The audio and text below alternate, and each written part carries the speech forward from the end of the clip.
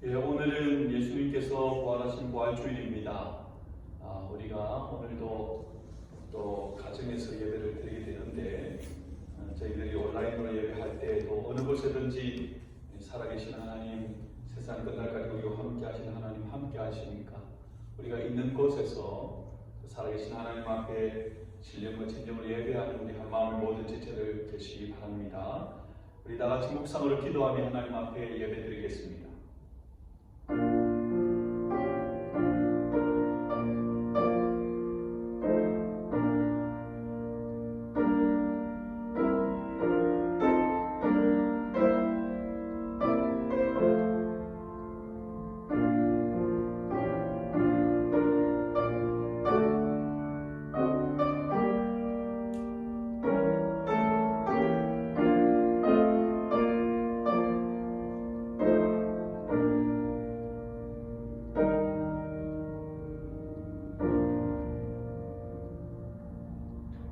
사망 권세 깨뜨리고 부활하신 생명의 주님, 우리가 좋으신 주님을 의탁하며 우리의 삶 가운데서 새롭게 일으키시는 주의 능력을 사모하며 이 시간 예배합니다. 우리 예배 가운데 함께 하셔서 하나님의 영광 받아주시고 주의 은혜와 위로와 능력으로 함께하는 복된 예배 시간 되게 인도하여 주시옵소서. 예배 시종을 좋으신 주님께 의탁합니다.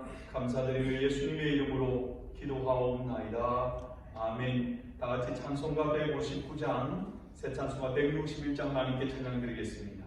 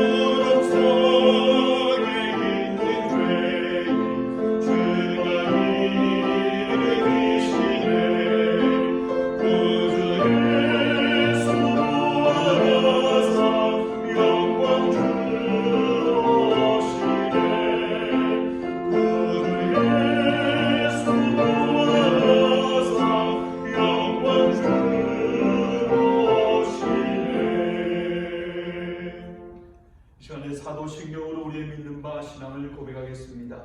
전능하사 천지를 만드신 하나님 아버지를 내가 믿사오며 그 외아들 우리 주 예수 그리스도를 믿사오니 이는 성령으로 잉태하사 동정녀 마리아에게 나시고 본디오 빌라도에게 고난을 받으사 십자가에 못 박혀 죽으시고 장사한 지 사흘 만에 죽은 자 가운데서 다시 살아나시며 하늘에 오르사 전능하신 하나님 우편에 앉아 계시다가 저희로서 산자와 죽은 자를 심판하러 오시리라. 성령을 믿사오며 거룩한 공예와 성도가 서로 교통하는 것과 죄를 사하여 주시는 것과 몸이 다시 사는 것과 영원히 사는 것을 믿사옵나이다. 아멘.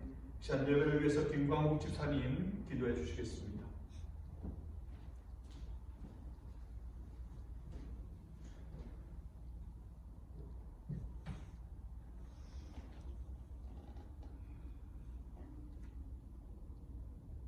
할렐루야. 이 땅에 구원자로 오신 우리 주 예수 그리스도께 찬양과 존귀를 올립니다. 하나는 그 크신 은혜로 저희를 하나님의 역사 속에서 살아가게 하심을 또한 감사드립니다. 거룩한 주일을 맞아 택함받은 한방교회 성도님들을 하나님의 전 앞으로 불러주심을 감사드립니다. 하나님, 이 시간 저희들은 하나님의 자녀임을 다시 한번 고백합니다. 크신 사랑으로 지켜주신 또한 믿습니다. 이 시간 정성과 마음을 다해 예배드리기 원하오니 하늘 보좌에서 저희들의 예배와 기도를 받아 주시옵소서. 이날은 저에게 큰 기쁨의 날이며 어둠 속에서 죄인되었던 저희가 구원과 영생의 길로 나오게 된 날입니다. 또한 이날은 하나님의 하나님 은혜와 사랑, 독생자이신 예수 그리스도를 십자가에 내어주신 날이며 그 처절한 고통 속에서도 마지막까지 하나님의 사랑을 보여주신 날임을 고백합니다. 하나님은 진실하시며 변함이 없으시며 약속을 지키시는 분임을 고백합니다. 저희들의 삶 속에서 하나님을 늘 찬양하기 원합니다. 경배하기 원합니다. 또한 우리 주 예수 그리스도를 닮아가기 원합니다. 저희들의 나약함을 늘 용서하시며 기다려주시는 주님, 우리 주 예수 그리스도가 없는 삶은 아무 의미가 없음을 고백합니다. 이 세상에 아침 이슬과 같은 삶을 사는 동안 저희들에게 주신 사명 잘 감당할 수 있는 한방교회 성도님들 되기를 원합니다. 죄악과 어둠이 가득한 이 세상에 빛을 발하는 삶을 살기 또한 원합니다.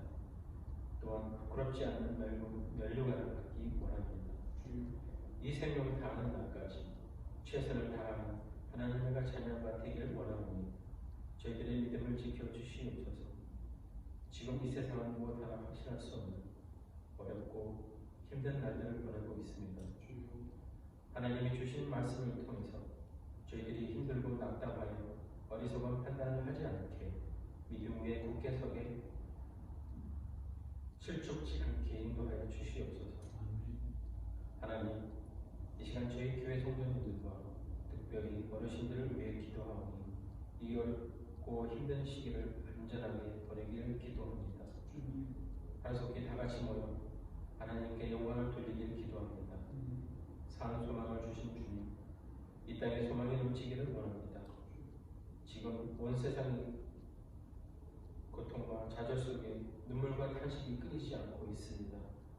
소망을 잃어버리고 갈 길을 몰라 방황하고 있는 우리들을 긍휼히 여기시고 이 땅을 고쳐주시고 치료하여 주시옵소서.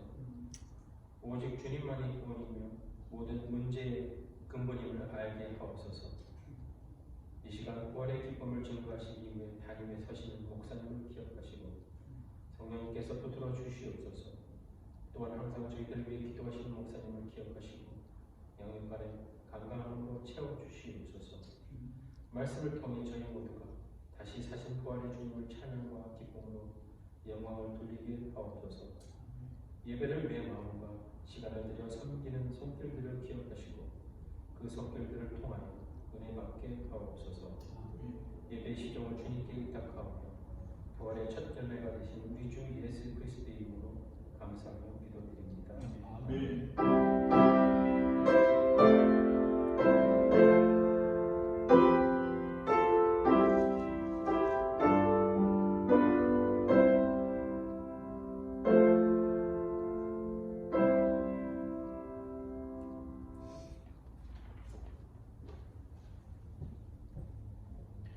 이 시간 하나님 앞에 같이 예물 드리겠습니다.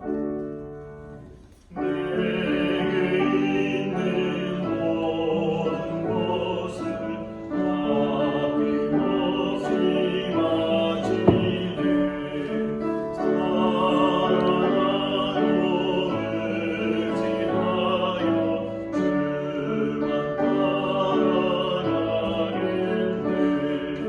주께 드리네.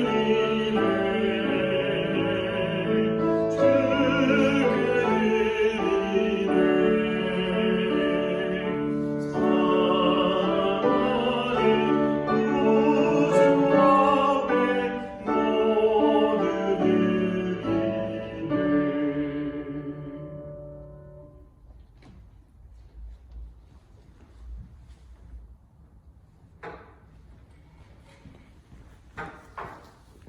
같이 기도하겠습니다. 사랑의 아버지 하나님 감사합니다. 이 시간 저희들이 예배 가운데 하나님 앞에 예물 드립니다. 우리의 모든 것들 하나님이 주신 것이요 또 우리의 인생을 붙들고 계시는 분 하나님이심을 믿으며 이 시간에 하나님의 은혜와 사랑을 기억하고 또 하나님의 돌보심과 위로를 바라며 주님 앞에 예물 드립니다. 사랑하는 성도님들이 드리는 모든 종류의 예물 하나님 기뻐 받아주시고 필요를 채우시고 하나님의 돌보심을 경험하는 우리 모두가 되게 인도하여 주시옵소서.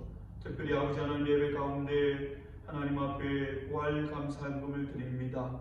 아버지 하나님 우리를 위하여 죽으시고 또 사망권세 깨뜨리시고 다시 사신 주의 그 부활을 기념하여 감사의 예물 드리오니 하나님 드릴 심령마다 부활의 주로 인하여 날마다 살아나는 날마다 살아 역사하시는 하나님의 은혜를 경험하며 사는 우리 모두가 되게 인도하여 주시옵소서. 감사드립니다. 예수님의 이름으로 기도하옵나이다. 아멘. 하나님의 말씀 같이 보겠습니다. 하나님 말씀은 신약성경 누가복음 24장 30절부터 35절까지 말씀입니다. 신약성경 누가복음 24장 30절부터 35절까지 말씀 제가 말씀을 봉독해 드리겠습니다. 저희와 함께 음식 잡수실 때에 떡을 가지사 축사하시고 떼어 저에게 주시매 저희 눈이 밝아져 그인 줄 알아보더니 예수는 저에게 보이지 아니하시는지라. 저희가 서로 말하되 길에서 우리에게 말씀하시고 우리에게 성령을 풀어주실 때에 우리 속에서 마음이 뜨겁지 아니하더냐 하고 곧 거시로 일어나 예루살렘에 돌아가 보니 11 사도와 및 그와 함께한 자들이 모여 있어 말하기를 주께서 과연 살아나시고 시몬에게 나타나셨다 하는지라. 두 사람도 길에서 된 일과 예수께서 떡을 떼심으로 자기들에게 알려주신 것을 말하더라. 아멘.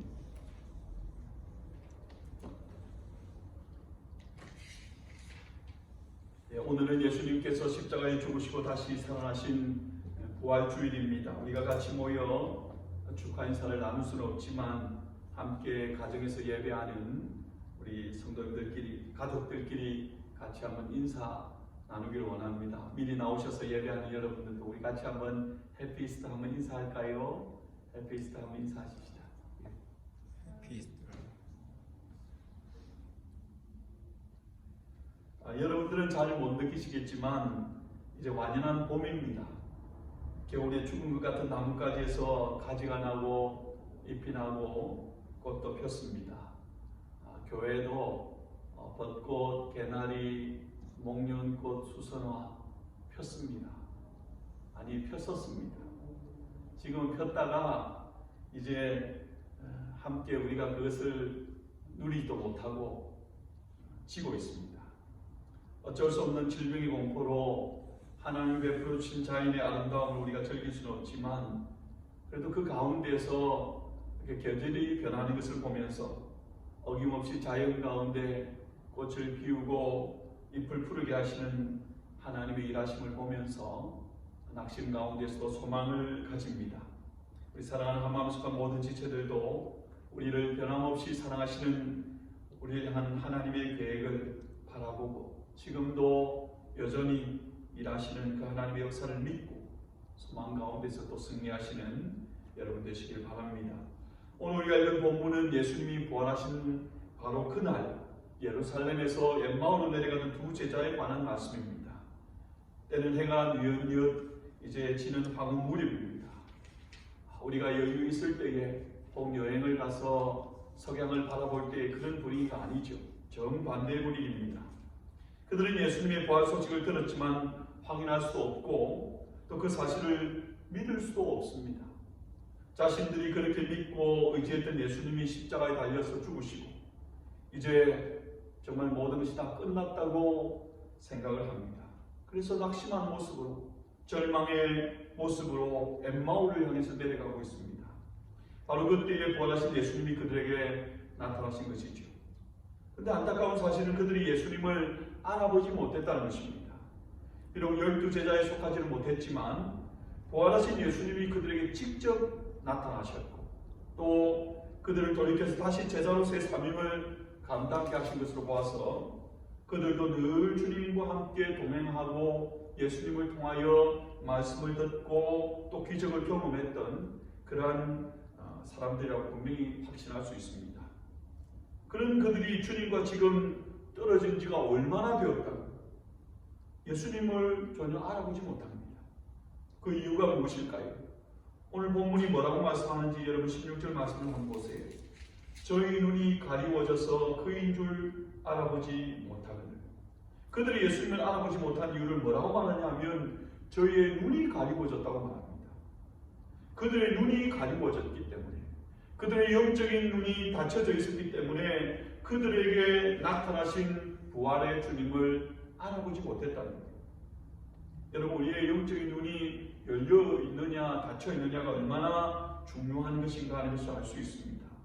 여러분, 우리가 이 땅 가운데 사는 동안에 여러분, 우리가 비록 이 땅의 삶을 살아가지만 예수님을 주 그리스도를 믿는 그 순간부터 우리는 하늘에 속한 자들입니다. 우리의 시민권은 하늘에 있습니다. 이 땅 가운데서 천국을 소유하고 누리며 사는 자가 되어야 되는데 잘 안 되잖아요. 어떻게 하면 여러분 그럴 수 있습니까? 누구는 천국 백성으로서의 이 땅에서의 삶을 살아가고 누구는 그렇지 못한 세상 사람들 속에서 그냥 그들과 함께 그렇게 살아갑니다.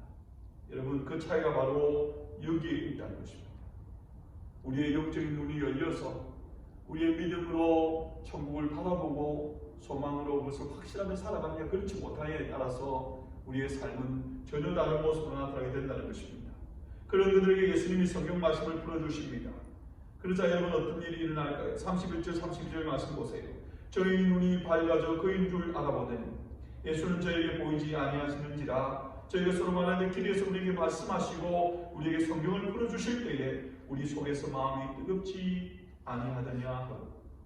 여러분, 이 본문 제가 방금 읽은 이 말씀 가운데서 중요한 두 가지 핵심적인 표현이 있습니다.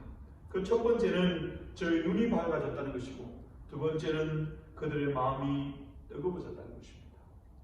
그들의 닫혀있는 영적인 눈이 열려지자 부활의 주님을 알아볼 수 있게 되어지고, 그리고 그 주님의 말씀을 들을 때에 그들의 마음이 뜨거워졌다, 그렇게 말씀합니다.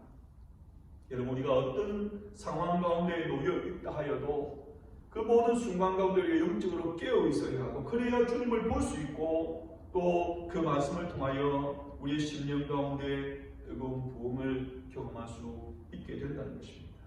자, 그러자 그들이 어떻게 또 됩니까? 33절 보세요. 곧 그 시로 일어나 예루살렘에 돌아가고, 곧 그 시로 일어나 예루살렘으로 돌아갔다, 그렇게 말씀합니다. 그들이 지금 가던 곳은 엠마오입니다. 예루살렘에서 엠마오로, 예루살렘이 등을 지고 엠마오로 내려가고 있는 중입니다.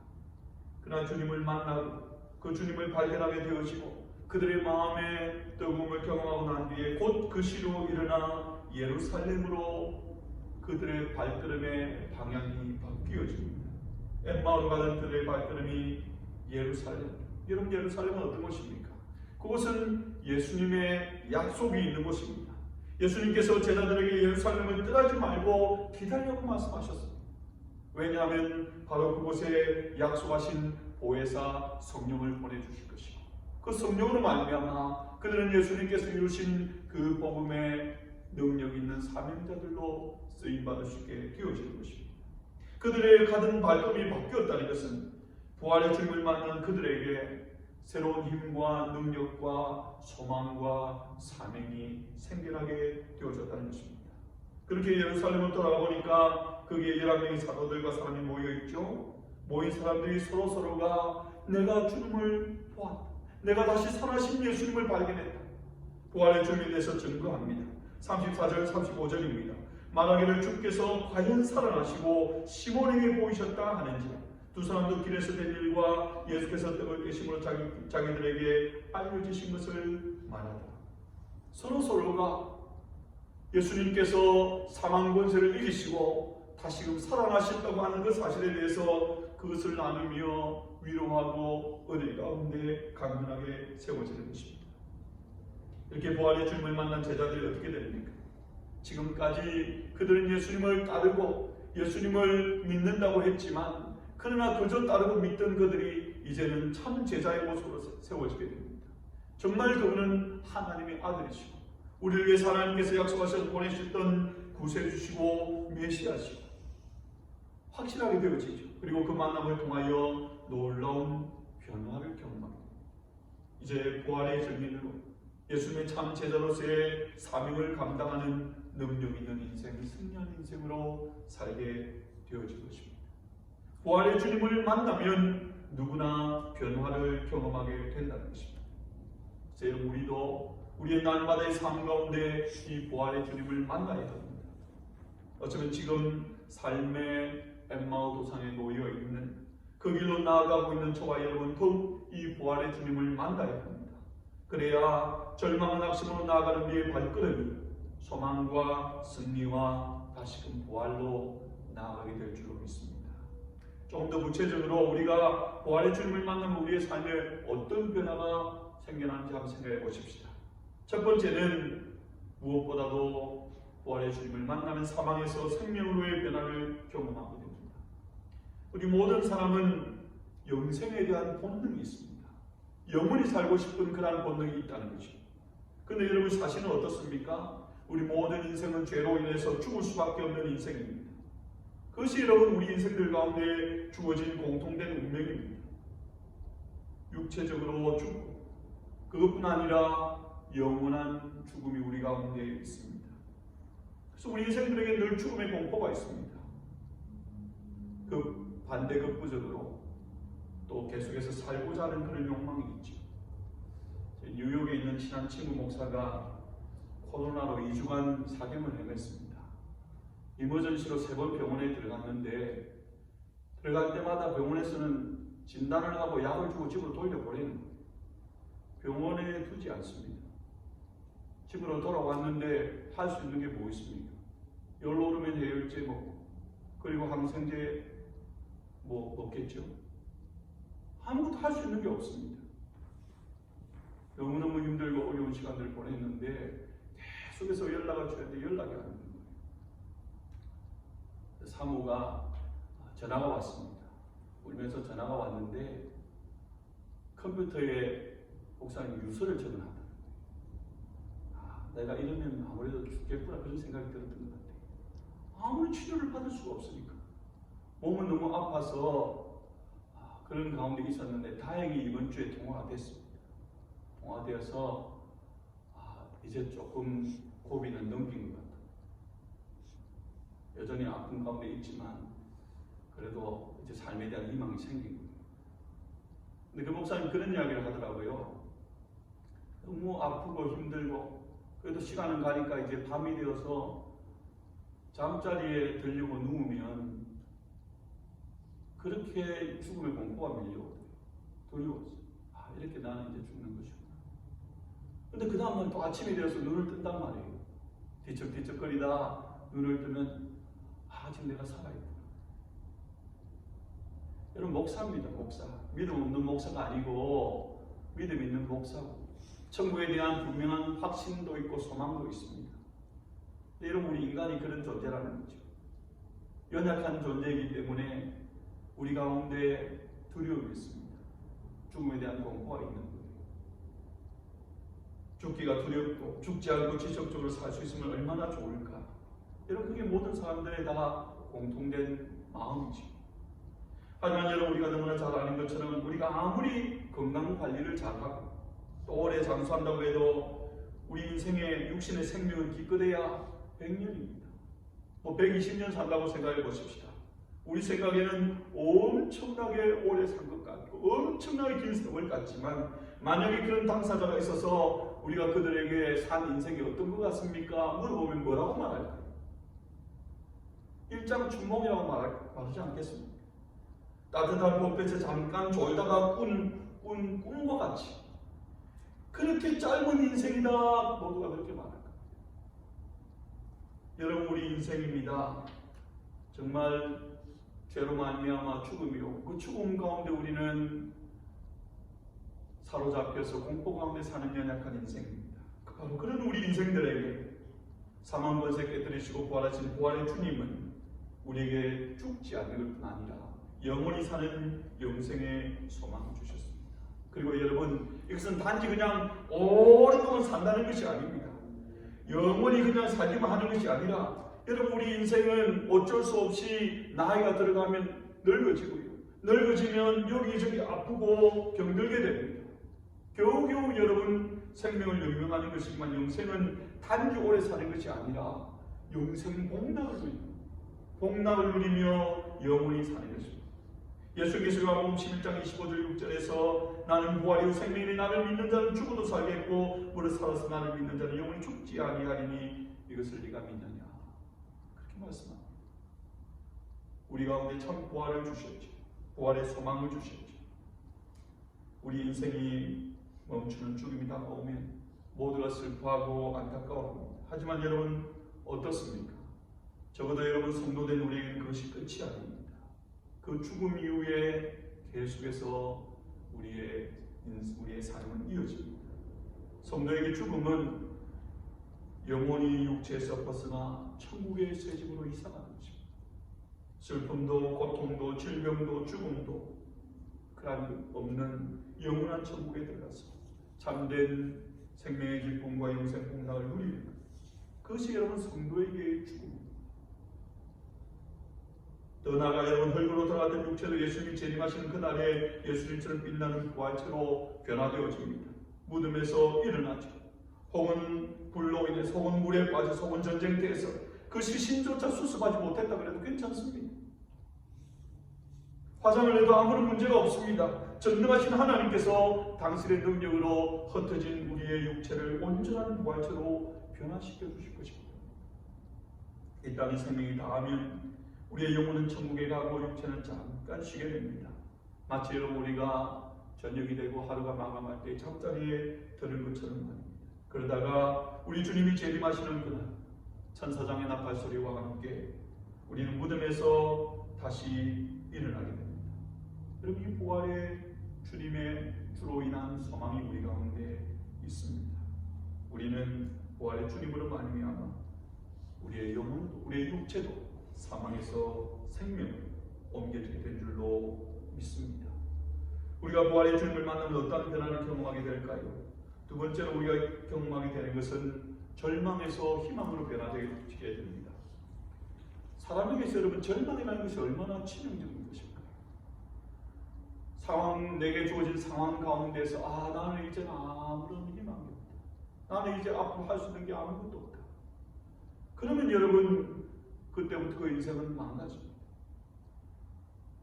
능력 있는 사람도 능력을 잃게 되고 건강한 사람도 건강을 잃게 되고 아무것도 하지 못하는 무기력한 인생이 되는 것이죠. 그래서 어떤 철학자는 절망은 죽음에 이르는 병이라고 했습니다. 사탄마귀는 우리의 마음 가운데에서 계속 절망을 심습니다. 낙심을 심습니다. 너는 아무리 해도 안 돼. 이제 더 이상 소망이 없어. 그렇게 만들어버립니다. 하지만 우리 가운데 부활의 주님은 소망을 주십니다. 여러분, 어쩌면 여러분 우리가 요즘 사는 이 시간들은 참 우리가 너무나 힘들고 어렵기 때문에, 앞이 보이지 않기 때문에 우리 마음 가운데 때로 절망이 엄습해 옵니다. 낙심이 되고 좌절이 되고 머리에 이것저것 생각을 하고 계산을 되면 아무런 계산이 되지 않습니다. 자주 연락을 하던 선후배 목사님들이 요즘에는 별로 연락이 없어요. 시간은 오히려 더 많을 텐데 왜 연락이 없을까? 제가 한번 생각해 보니까 목사님들도 어찌할 바를 몰라서 막막해서 그냥 키도만 하고 있는 것 같아요. 뭐 의견을 나누면 조금 소망적인 그러한 것들을 주고받아야 힘이 나는데 그게 별로 안 보이지니까 그러신 것 같아요. 그럴 때일수록 여러분 우리 성도님들도 서로 만나지는 못해도 많이 연락들을 주고받았으면 좋겠어요. 계속적으로 나 혼자가 아니고 나만 이런 상황과 놓여 있는 게 아니고, 그리고 무엇보다도 우리는 하나님의 택함받은 사랑하는 자녀들이 우리 마음 가운데 계속해서 그런 소망들을 주는 게 참으로 필요하다고 생각합니다. 여러분, 우리 인생은 절망할 수밖에 없는 인생입니다. 조그만 일이 우리 가운데 주어져도 그 가운데서 이제 나는 이 일로 끝인가, 그러나 여러분, 우리는 하나님을 믿는 성도들 아니에요. 우리는 믿는 자들입니다. 하나님을 믿기 때문에 어떤 상황 가운데도 소망이 있습니다. 심지어 여러분, 우리는 죽음 가운데도 소망이 있지 않습니까? 앞서 말씀드린 것처럼 죽음은 끝이 아니라 이후에 영원한 천국의 영생 복락이 예비되어 있잖아요. 부활의 주님은 연약한 우리 인생으로 하나님께 소망을 두게 만들어줍니다. 베드로전서 1장 21절에서 사도 바울은 확신 가운데서 이렇게 말씀합니다. 너희는 저를 죽은 자 가운데서 살리시고 영광을 주신 하나님을 그리스도로 말미암아 믿는 자니 너희 믿음과 소망이 하나님께 있게 하셨느니라. 우리는 예수 그리스도를 믿는, 부활의 주님을 믿는 하나님의 택함 받은 자녀가 되었다는 거예요. 그래서 여러분, 우리의 믿음과 소망이 하나님께 있다는 것입니다. 내게 주어진 상황에 있는 것이 아니고 더 좋은 조건들을 제시하는 그러한 정부에 있는 것이 아니라는 거예요. 하나님께 있다고 말씀하죠. 예수님을 믿는 저희들이 부활하신 주님으로 말미암아 하나님께 소망을 준 자들이 되었다. 하나님이 어떤 분이십니까? 만물의 주인 되신 하나님이시고 모든 것을 다 하시는 전지하신 하나님이시고 모든 것을 가능케 하시는 전능하신 하나님이시죠. 그 하나님께 우리가 소망을 준 자들이 합니다. 그래서 우리 어떤 경우에도 희망을 가질 수 있습니다. 엠마오로 내려가는 두 제자들 모습을 한번 생각해 보세요. 어떤 모습이었을까요? 얼마나 낙심 가운데, 절망 가운데, 그들의 발걸음은 얼마나 무거운 발걸음으로 슬퍼하며 그 길로 걷겠습니다. 근데 여러분, 부활의 주님을 만나고 난 뒤에 그들의 발걸음의 방향이 예루살렘으로 바뀔 때에 어떻게 갔을까요? 그들은 여러분, 이 소식을 빨리 전하고 싶어서 제자들이 모여있는 곳으로 기뻐 뛰면서 예루살렘으로 나아갔을 겁니다. 그 가운데 희망이, 소망이 생겼거든요. 더 이상 세상이 두렵지 않습니다. 예수님께서 살아나시고 예수님께서 함께 하시고 그 능력으로 도우실 것이기 때문입니다. 우리가 부활의 주님을 만나면 어떤 변화를 경험하게 됩니까? 세 번째로, 허무하게 살 수밖에 없는 우리 인생이 사명을 감당하는 인생으로 변화되어집니다. 이 땅에 많은 사람들은 소유와 행복이라고 생각합니다. 얼마나 내가 많은 것을 소유했는가, 얼마나 많은 것들 다른 사람이 갖지 못하는 것을 누리는가, 그러면 나는 더 행복할 것이다 생각합니다. 그리고 또 한 가지 착각은 그것이 영원한 것이라고 생각합니다. 하지만 여러분, 말 그대로 착각이죠. 베드로전서 1장 24절에 그러므로 모든 육체는 풀과 같고 그 모든 영광은 불의 꽃과 같으니 풀은 마르고 꽃은 떨어지고, 이 세상의 모든 것이 엄청나 보이고 굉장히 영원할 것 같이 보이는 그런 모든 것들도 풀과 같고 불의 꽃과 같다는 거예요. 불과 얼마 지나지 않아서 시들고 마르고 떨어집니다. 우리 성도님들이 와서 같이 꽃 보고 즐거워하고 사진도 찍고 맛있는 것도 만들어 먹고 그러고 싶은데 다 져버렸습니다. 금방 져요. 1년을 기다렸는데 금방 져버려요. 이 세상에 속한 모든 것이 그렇다. 금세 없어지고 사라지게 되어집니다. 그래서 여러분, 이런 것들에 만약에 우리가 우리 인생의 가치와 목적을 두고 살아간다면, 그러면 여러분, 우리 인생은 마지막에 소용없이 고백하는 인생이 됩니다. 헛되고 내가 뭐 한다고 인생을 이렇게 살았지? 여러분, 이 땅 가운데서 나름대로 성공했고 또 모두가 다 부러워할 만한 그런 이름을 알린 사람들이 그 마지막이 어떨 것 같습니까? 이야, 난 인생 잘 살았다, 이렇게 많은 것을 소유하고 누렸다, 그럴까요? 아니요. 적어도 자신의 인생에 대해서 진지하게 생각해봤던 사람이라면 그는 그 마지막에 누구나 다 헛되고 헛되다고 고백할 것입니다. 왜냐하면 이 세상 것들에 모든 가치를 두고 목적을 두고 올인해서 살아가게 됩니다. 여러분, 그래서 중요한 것은 우리가 이 땅 가운데서 땀 흘리고 수고해서 소유를 얻게 되어지지만 내가 무엇을 위해서 땀을 흘리고 무엇을 위해서 얻고 무엇을 위해서 사용하는 것이 참으로 중요합니다. 그것이 여러분 바로 사명입니다. 부활의 주님을 만난 제자들은 더 이상 방황하지 않습니다. 그들은 세상 것에 집착하지 않습니다. 그들 가운데 사명이 생겼기 때문에 주님이 맡겨주신 사명은 온 유대와 사마리아와 땅끝까지 흩어져서 복음을 전가합니다. 마지막 순교하면서도 기뻐하고 찬송합니다. 바울의 고백처럼 그들은 살아도 주를 위하여 살고 죽어도 주를 위하여 죽으며 사나 죽으나 주의 것으로 그러한 삶을 살았습니다. 여러분, 우리가 무엇을 하든지 정말 중요한 것은 주의 뜻대로 사는 것이죠. 그렇지 않습니까? 주님의 영광을 위해서 사는 것, 주의 복음을 위해 사는 것. 우리 모두 여러분, 우리의 주어진 위치, 자리에서 믿는 자로서의 최선의 삶을 사는 것입니다. 지금 현재 삶의 위치가 바뀌었다면 역시 여러분 그곳에서, 일터가 아니라 가정이라면 그곳에서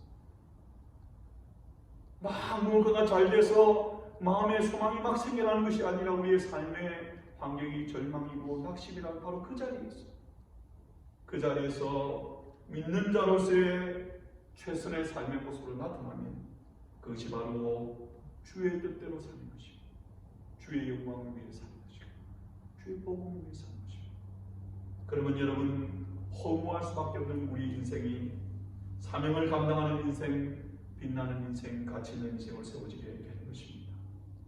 여러분, 우리는 모두 한 번 왔다 가는 인생입니다. 하나님께로부터 왔다가 돌아가셨습니다. 하나님께로 돌아가는 인생. 만약에 여러분 이 세상의 소유에만 집착하다가 하나님께로 돌아가게 된다면, 하나님 앞에 서게 될 때에 여러분 우리는 무슨 말을 할 수 있을까? 성경의 표현처럼 유구무원 아닐까? 말하지 않아도 이미 다 알거든요. 그 마지막 인생의 순간에 우리가 깨닫게 됩니다. 참으로 무의한 어리석은 인생이 될 것입니다. 그러므로 여러분, 우리가 믿는 이 부활의 주님의 능력을 바라보며 우리도 변화된 삶을 사십시다. 참으로 사망에서 생명으로 옮겨진 자로서 우리의 삶의 절망에서도 희망 가운데, 그리고 부여하는 허무한 인생이 아니라 참으로 하나님이 내게 맡겨온 그 일들, 사명들 감당하는 인생으로 그렇게 사는 우리 모두 한마음 지체들 되기 바랍니다. 그래서 우리 모두가 하나님 앞에 언젠가 서게 될 텐데, 그때에 주님 앞에서 모두 착하고 충성된 종이라고 칭찬받고 상급받는 우리 모두가 되기를 주님의 이름으로 축원합니다. 아멘. 제가 한번 기도하겠습니다. 사랑의 아버지 하나님, 감사합니다. 사망과 죽게 되시고 부활하신 부활의 주님을 바라보며 낙심 가운데서도 우리가 희망을 바라보고 소망을 의지합니다. 우리 사랑하는 성도님들, 하나님 주로 인하여 세워진 자리에서 믿음으로 일어서는 자들 되게 하시고, 주여 바라고 소망 없기는 속히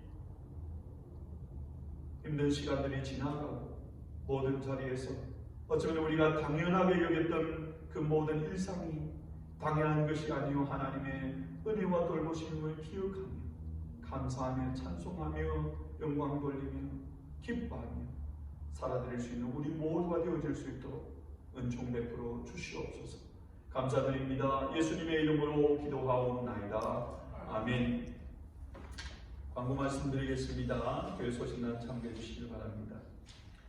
오늘은 예수님이 죄와 사망과 죄를 깨뜨리시고 부활하신 부활주일입니다. 우리 부활의 주님과 동행하며 사시고, 그래서 날마다의 삶 가운데 승리하는 우리 모든 한마음 지체들 되시기 바랍니다. 교회를 위해서 기도해 주시고요. 또 한마음으로 어려움에 동참해 주시는 우리 모든 성도님들께도 감사드립니다. 혹 여러분 가정이나 가족들, 식구들 가운데 건강이든지 혹 다른 문제로도 어려움 당하신 분이 계시면 우리 구역장님들이나 교육자들에게 알려주시기를 바랍니다. 그래서 위에서 우리 함께 기도하고 또 어려움이 있으면 함께 돌아보고 나누는 그런 저희들이 되기를 바랍니다. 가정에 계신 일들이 시간들이 많은데 여러분 하나님 말씀 더 많이 또 읽고 묵상하시고 또 기도 제목 보시고 여러분 자신과 가족을 위해서 기도할 뿐 아니라 교회와 성도들을 위해서 또 코로나를 고통받는 우리 모든 민족을 위해서 빨리 이 되시게 기도해 주시고 또 주신 말씀 붙들고 한 주간 승리하며 살게 해주십시오. 이렇게 기도하는 우리 모든 성도님들 되시기 바랍니다. 우리 같이 찬송하십시다. 찬송가 155장, 새 찬송가 165장입니다.